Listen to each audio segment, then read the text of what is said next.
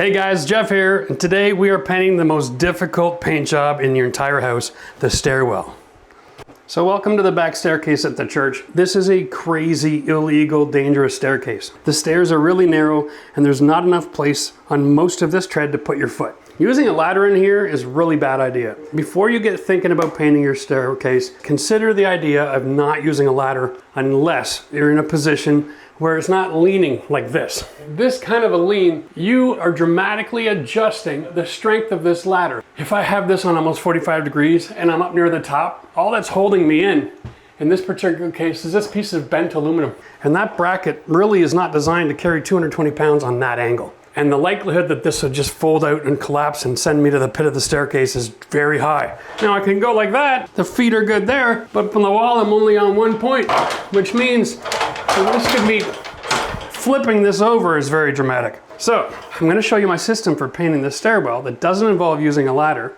And you might think I'm nuts, but it actually works pretty well. Step number one is get rid of your handrails. The amount of times I've walked into a house and seen some lazy paint job, well, that didn't even find wood, that's great, where you've got brush line swirls all around the handrails and then brush lines here and then roller marks all over the place trying to figure that out. Just take it off and take an opportunity to get another coat of paint on it if you need it. Here we go. Don't worry, it's going to be really easy to find these holes when we're done. There's almost always damage, okay? People always install it too early after the paint job gets done, and then it ends up sticking to the hardware because it takes almost a month to actually cure. Next step, guys, tarps. They sell tarps that come pre-cut at 4 feet wide, and they're designed for hallways and stairs.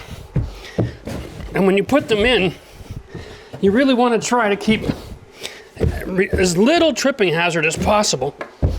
Kick it to the step and push it to the back where the riser is.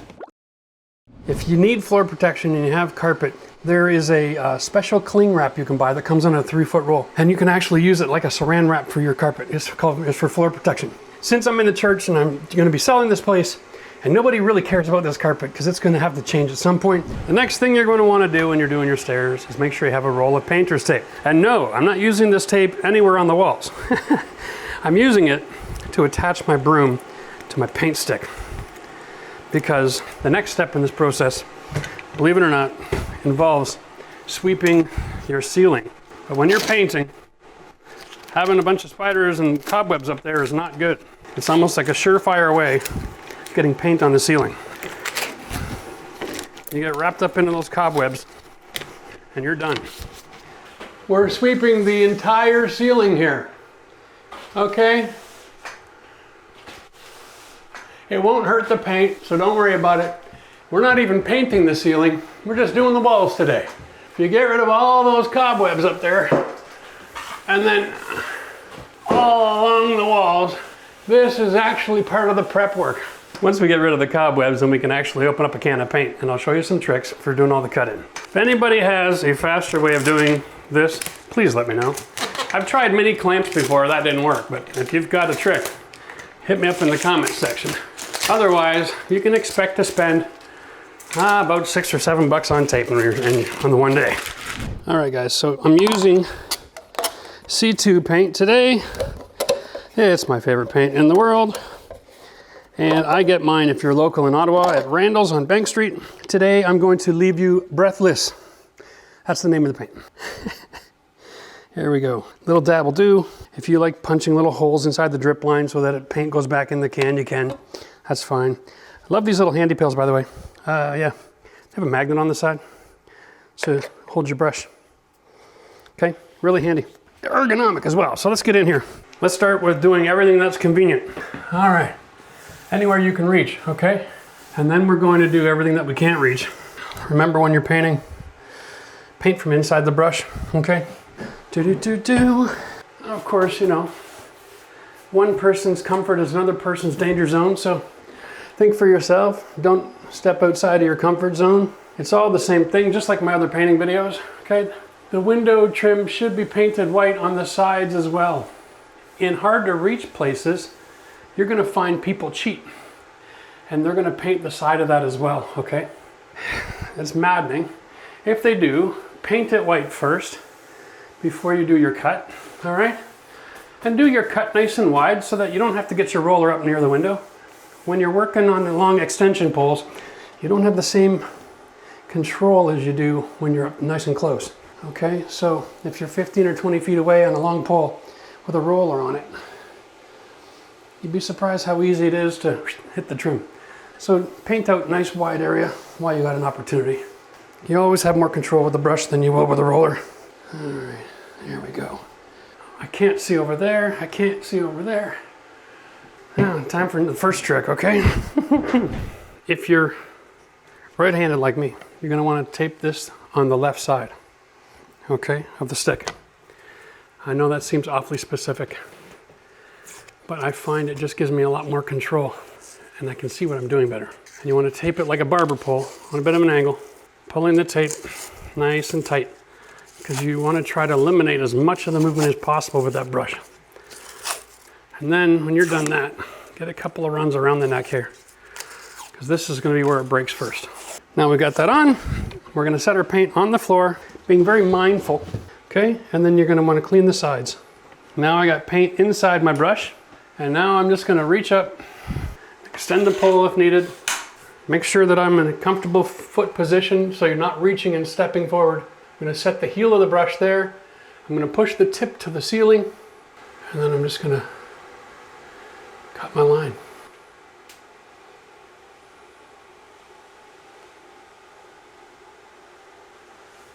Okay, and then I'm gonna come underneath it and I'm gonna paint another line right underneath it. Like I said, if we're gonna be doing rolling work, you wanna have a good 4 inches, okay? We're going back in. We're gonna take the extra paint off. Oh, I can't work like this, I gotta close the pole. And this is not a speedy situation, okay? It's all about perfection, not speed. We're gonna start in the wet paint. We're gonna get it fanned out, and then I'm gonna push the tip to the ceiling, and then I'm just gonna drag, painting from inside the brush. Now, is this gonna be perfect? Yes. Just joking. Depending on the quality of your paintbrush and the quality of the paint, you're gonna have different varying results, and your experience using the stick. How tight you tape that on, it all makes a difference. Okay, now I'm gonna get the rest of this cut, and I'll tell you what the next step is. Now, you're gonna notice there's a couple spots here that I can't get to. Across the top of the window, that corner from the midsection on, and right here across this area. Now, I'll demonstrate it here. It's because I can get paint there, but I can't get my brush to fan out. When I'm like this, that's fanned out. That I can cut there. But if my angle is bad and all I can get is this, see how my bristles are almost a ½ inch higher than the paint coming off? There's a secret for that, and I'll show you that in a minute. So I'm actually using 3 brushes today. One is taped to a pole. This one isn't. So while that paint is drying, I'm just gonna finish the rest of the first coat cut. So take your time, get the rest of the walls cut so that you're ready to roll as soon as you finish that second cut in. I'm gonna go far left corner here. All right.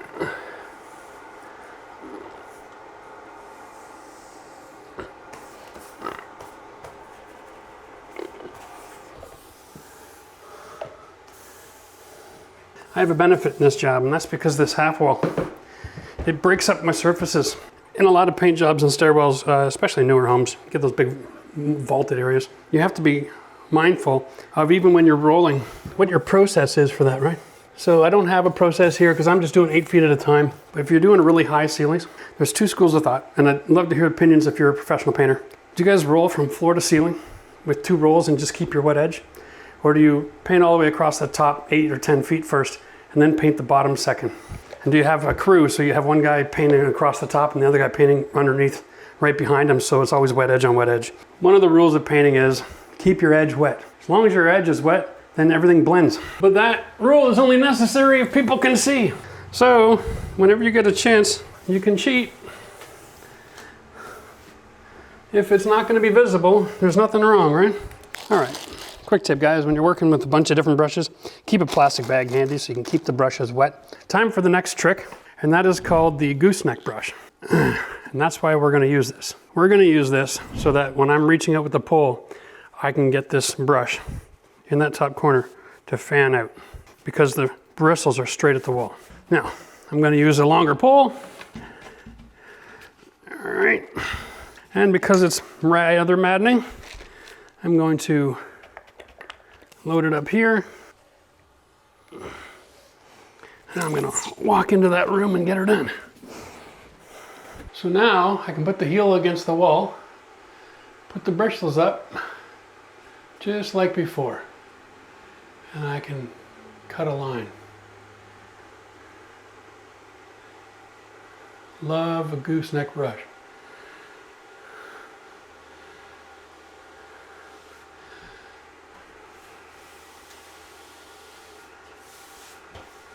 Now, it gets a little drippy.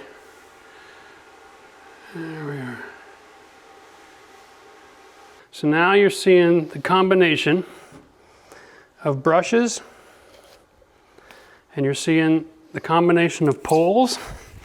Okay, you got a 2 to 4 foot, I've got a 4 to 8 foot, and I've got a 6 to 12 foot. The combination of tools is the secret here. Now, in this case, I'm coming straight at the window. Okay, so I want my brush to be bent this way. Okay, that's a little extreme, but yeah, here we go. Now I'm painting blind here, but this is the top of a window that no one can see. So I'm just gonna make sure I got contact with the edge of that trim. Whoa, you are supposed to be a little tighter than that. Okay. When you're reaching out on stairs, do not put so much pressure on your paint gear that if it twists loose or falls off, that you're gonna fall down the stairwell. Okay? Nice and gentle. There we go. All right, we got a tray, we've got liners. This is my gear, it's a Wooster, okay? This Wooster handle has a click lock for my pulls, so it doesn't untwist when you're painting. The ones that have the thread, when you're working, your handle and your cage come apart and then everything goes smeary and drippy, and this makes you have a professional job, all right? It also extends, okay, or retracts for tight to reach space. Every homeowner should have this 2 to 4 foot pole because it is long enough to paint almost every wall in your house, and it's short enough that it can go in hallways and bathrooms and tight spaces. All right, now I'm gonna use a 15mm roller, and I'm gonna put about a half of my paint can in there. That's how I roll. Okay, because I'm in the stairwell again, I'm gonna leave this here. I'm gonna load my roller and then walk back and forth into the stairwell. All right. When you buy a good quality paint and a microfiber roller, when you're loaded up, it doesn't drip. Okay, so it's safe to walk around. Now, this is the trick because I can reach here, right? Maybe to here, but then when I come around this corner, this roller is too short. So, part of your process here is to have your second stick handy so you can keep everything wet, okay? So I'll start on the left side, and we'll do as much as we can with this one. Now, I'm just loading it up for the first time, so I'm not gonna get the greatest coverage. Okay. Again. Oh, I missed cutting that, didn't I? Okay. There we go. All right, now you don't want to over-roll. Can't stress how important it is. If you have to start using pressure to make the paint work, you're not actually being efficient, you're destroying your wall. You're gonna get lines, all right?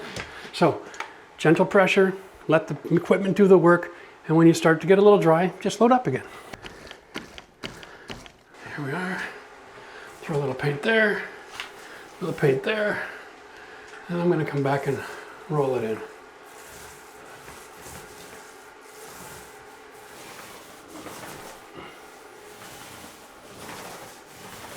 Always back roll. Okay, and prefer to have the cage pointing in the same direction that you're going for your final run. This is how you can pick up any drips that you don't see.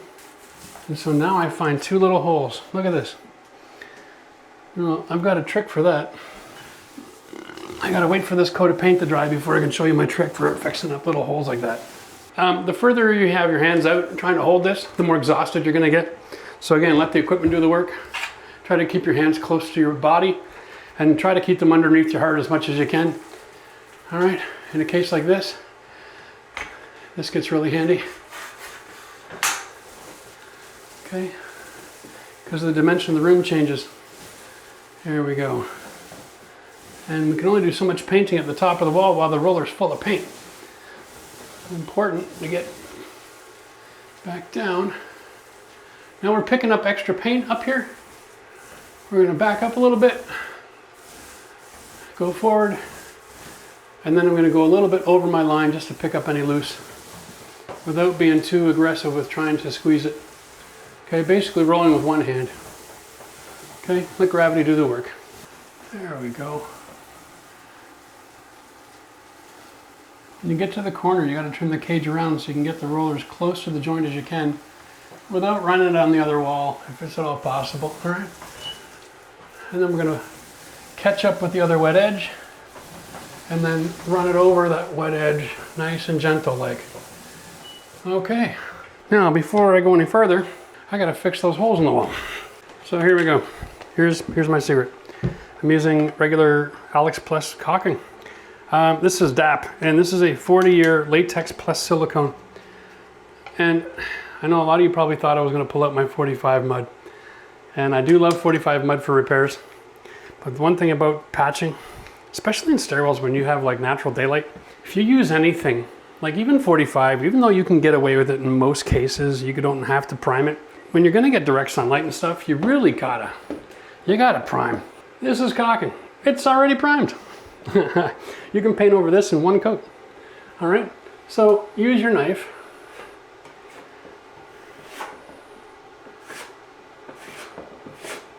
And fill the hole. Perfect every time. And then when I come back and roll, it's going to take about an hour for that to dry up, the caulking and the paint. And it'll be like that never happened. Okay, once your paint is dry, usually 1 to 2 hours, depending where you live in the world and the age of the house. Older houses have oil paints as far as the coats in behind the surfaces. So it tends to take a lot longer to dry the paint because it can only dry into the atmosphere. All right, so if you don't have air conditioning or it's a humid day or it's raining outside and you have an old house, don't paint that day. It'll take you till tomorrow for that wall to dry. But if you're in new home construction and it's all acrylic paints, then the moisture can be absorbed into the drywall and into the air. And so it dries really super quick. So we're gonna take a radius sander.